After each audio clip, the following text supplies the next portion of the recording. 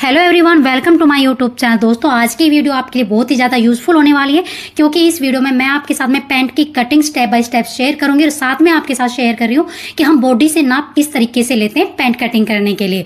तो सबसे पहले दोस्तों, हमें पैंट कटिंग करने के लिए 4 नाप की ज़रूरत होती है। पहला नाप लेते हैं हम कमर का। कमर का नाप हम इसलिए लेते हैं क्योंकि हमें इसमें आगे बेल्ट और पीछे इलास्टिक डालना होता है, जिसमें हमें कमर के नाप की ज़रूरत होती है। तो जहाँ पे आप नाड़ा बांधते हैं वहाँ पे आपको इस तरीके से फिट में भाई कमर की नाप ले लेना और लिख कर रख लेना है। दूसरा नाप लेंगे हम हिप का, जो हमारा ये उभरा हुआ पार्ट है, यहाँ से इस तरीके से आपको इन स्टेप को लेके आना है और बिल्कुल फिट में आपको इस तरीके से भी अपने हिप को नाप लेना है, क्योंकि यहाँ से हमें लूजिंग देखनी होती है कि भाई हमें पैंट को कितनी लूजिंग देनी है। तीसरा नाप आता है आपका कि आपको पैंट की जो लंबाई है वो कितनी रखनी है। तो जहाँ पे भी आपका भाई प्लाजो पैंट या सलवार आप बांधते हैं वहाँ पे इस तरीके से इन स्टेप को रखना है और बिल्कुल नीचे अपनी एडी तक आपको इस तरीके से इन स्टेप को रख लेना है। अब आपको देखना है कि आपको प्लाजो पैंट की लेंथ कितनी रखनी है। तीसरा नाप आपने लंबाई का लेना है और आपको लिखकर रख लेना है। और चौथा नाप आएगा कि हमें मोरी कितनी रखनी है। तो जब भी आप प्लाजो पैंट की कटिंग करें तो आपको इस तरीके से 4 नाप को लिखकर रख लेना है। जब आप इन नाप को लिखकर रखेंगे और कटिंग करेंगे तो आपकी पैंट बिल्कुल परफेक्ट आएगी। अगर आपने चैनल को सब्सक्राइब नहीं किया तो चैनल को सब्सक्राइब करें, वीडियो को लाइक करें और शेयर करें और वीडियो के साथ में बने। अगर आप वीडियो का फुल वॉच करेंगे तो किसी भी साइज में पैंट को बहुत ईजी तरीके से कट कर लेंगे। तो चलो वीडियो को स्टार्ट करते हैं और सीखते हैं कि भाई हम पैंट की कटिंग ईजी तरीके से कैसे कर सकते हैं। तो यहाँ पे पैंट बनाने के लिए आपको 2 से 2.25 मीटर कपड़े की जरूरत होती है। अगर आपकी हाइट छोटी है, पैंट की लंबाई आपको कम कट करनी है तो आप 2 मीटर में भी बना लेंगे। अगर आपकी पैंट की लेंथ ज्यादा है तो आप 2.25 मीटर फैब्रिक भी आप ले सकते हैं। तो यहाँ पे भी सूट में से ये फैब्रिक है, तो ये हमारा 2.5 मीटर के करीब हमारा फैब्रिक है। तो सबसे पहले आपको इसको ओपन कर लेना है। ओपन करके इसको हम कन्नी वाली साइड से इस तरीके से इसको फोल्ड करेंगे। फोल्ड करने के बाद में आपको इस तरीके से इसको रख लेना है।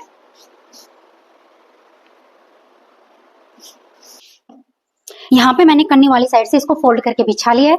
अब यहाँ पे हम नीचे वाली साइड से, अगर आपका कपड़ा भाई आधा टेढ़ा या बाहर निकला हुआ है तो सबसे पहले आपको इसको इकसार कर लेना है। तो यहाँ पे पहले सीधी लाइन ड्रॉ करेंगे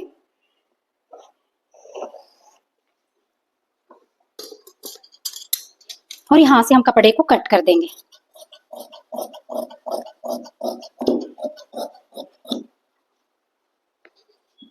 कट करने के बाद में सबसे पहले हम यहाँ पे 2 इंच पे मार्क करेंगे। जितना आपको नीचे की मोरी वाली साइड फोल्ड करना है उतना ही आपको मार्क कर लेना है। अगर आप 2.5 इंच फोल्ड करना चाहते हैं नीचे से तो आपको 2.5 इंच पे मार्क कर लेना है इस तरीके से। और यहां से हम लाइन को सीधा करेंगे।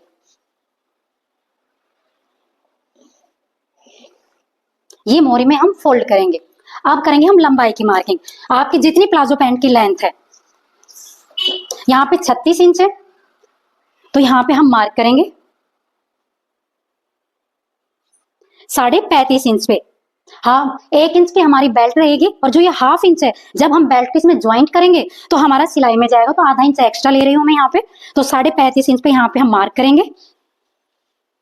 आपको 1/2 इंच कम करके भी लेना है यहाँ पे, जितनी भी आपकी लंबाई है। अब इस लाइन को भी हम सीधा कर लेंगे। 1 इंच की यहाँ पे हमारी बेल्ट आएगी ऊपर की तरफ।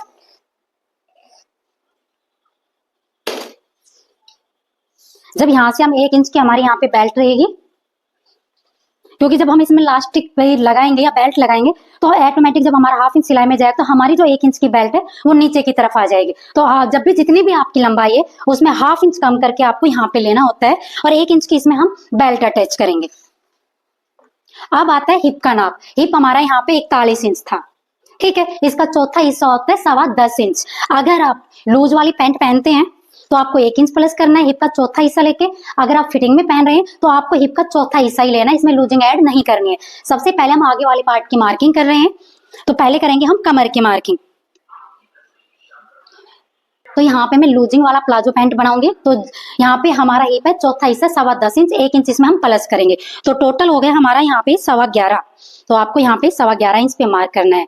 आपको हिप कितना लेना है, जितना आपका हिप है, सॉरी आसन, यहाँ पे हमें आसन की लंबाई कितनी लेनी है तो जितना आपका हिप है उसका चौथा हिस्सा हम आसन का लेंगे और ऊपर की तरफ 1 इंच निकालते हुए बेल्ट का यहाँ पे हम मार्क कर लेंगे। यानी कि चौथा हिस्सा आ रहा है 10.25 इंच। तो यहाँ पे 1 इंच मैंने ऊपर की तरफ निकाल दिया है। और यहाँ पे हम आसन की मार्किंग करेंगे 10.25 इंच पे। यहां से भी हम 11.25 इंच लेंगे, क्योंकि यहाँ पे मैं लूजिंग रख रही हूँ। ये करने वाली साइड छोड़ते हुए मार्क करेंगे। तो यहाँ पे आ रहा है हमारा मार्क, इसको हम यहाँ से मिला लेंगे। तो आप देख सकते हैं जितना आपका हिप है उसका मैंने चौथा हिस्सा लेके 1 इंच इसमें हमने प्लस किया है।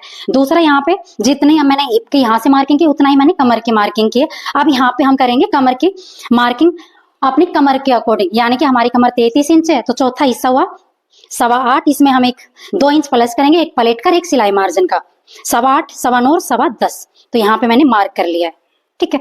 अब यहाँ पे लेंगे हम आसन क्रोच एरिया की गोलाई के लिए। तो मैं यहाँ पे लेती हूँ 3 इंच, क्योंकि लूजिंग बनानी है ताकि बैठने में परेशानी ना हो। तो मैं यहाँ पे 40 हिप, यानी कि अगर आपका 36 या 38 हिप है तो मैं यहाँ पे 2.5 इंच लेती हूँ। अगर आपका 40 के प्लस या इससे ज्यादा है, 41 42 है, तो यहाँ पे मैं 3 इंच लेती हूँ यहाँ पे। अब यहाँ पे हम 1.5 इंच पे क्रोच एरिया किस तरीके से तिरछी मार्किंग करेंगे। जितना हमने यहाँ पे लिया है 3 इंच, इतना ही हम ऊपर की तरफ मार्क करेंगे इस तरीके से, और आसन में हम गोलाई देंगे। तो यहाँ से सीधा ले जाते हुए यहाँ से हम गोलाई देंगे।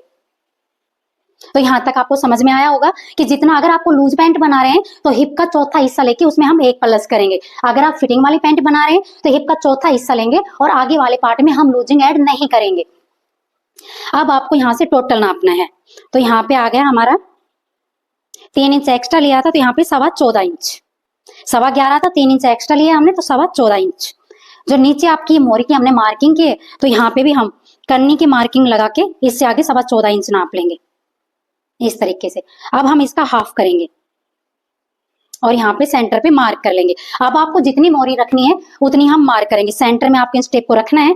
8 इंच की मोरी है तो 4 इंच पे एक साइड को मार्क करेंगे और 4 इंच को हम एक साइड को मार्क करेंगे। आगे वाले पार्ट में हम कोई भी लूजिंग ऐड नहीं करते हैं। तो ये हमारी मार्किंग हो गई है। अब यहाँ पे हम सेप पट्टी की मदद से इन मार्किंग को हम आपस में मिला लेंगे। अगर आप बिगनर्स और आपको सेंटर निकालना नहीं आता है तो यहाँ से इस तरीके से आपको एक मार्क करना है, और अब जो आपकी स्केल है इसकी मदद से आपको सेंटर वाली जो मार्किंग की थी इसको इस तरीके से आपको मिला लेना है,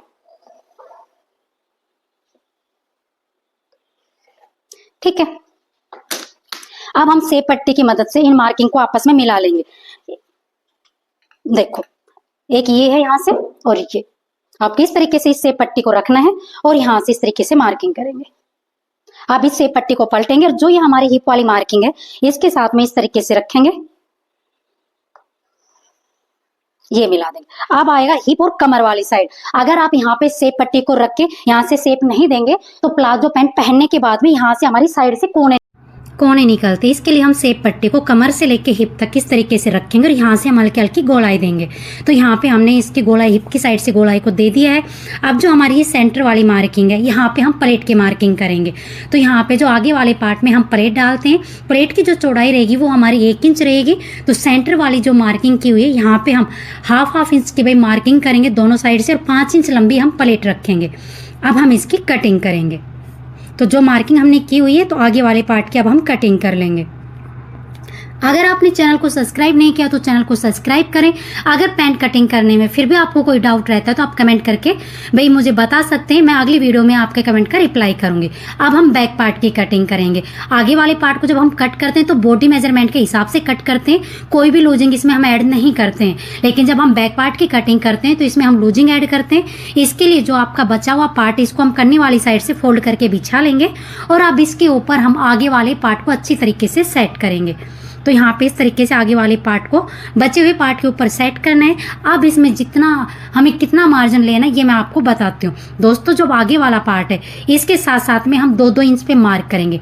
बैक वाले पार्ट में हम 2 इंच एक्स्ट्रा लेंगे लूजिंग के लिए, जो हमारा सिलाई मार्जिन का हम इसमें ऐड करते हैं। तो यहाँ पे जितना आपने आसन के लिए भी बढ़ा के लिया था 3 इंच, इतना ही मैं बैक पार्ट में भी 3 इंच बढ़ा के ले रही हूँ। इतना ही आपको मार्क करना है। अब यहाँ पे बैक वाला जो आसन होता है वो हम बड़ा करके लेते हैं। आप हिप के अकॉर्डिंग, मैं यहाँ पे 2.5 इंच एक्स्ट्रा ले रही हूँ, आप हिप के अकॉर्डिंग 3 या 3.5 इंच भी आप यहाँ पे ले सकते हैं। अगर आपका हिप हैवी है यहाँ पे 41 इंच, अगर आपका भाई 45-40 ज़्यादा है तो आप यहाँ पे 3 या 3.5 इंच भी भाई आसन को बढ़ाकर ले सकते हैं। यहाँ पे मैंने आसन की गोलाई दी। अब मोहरी वाली साइड यहाँ पे हम 2 इंच पे मार्क करेंगे। इस तरीके से 2-2 इंच पे हम मार्क करते हुए जाएंगे।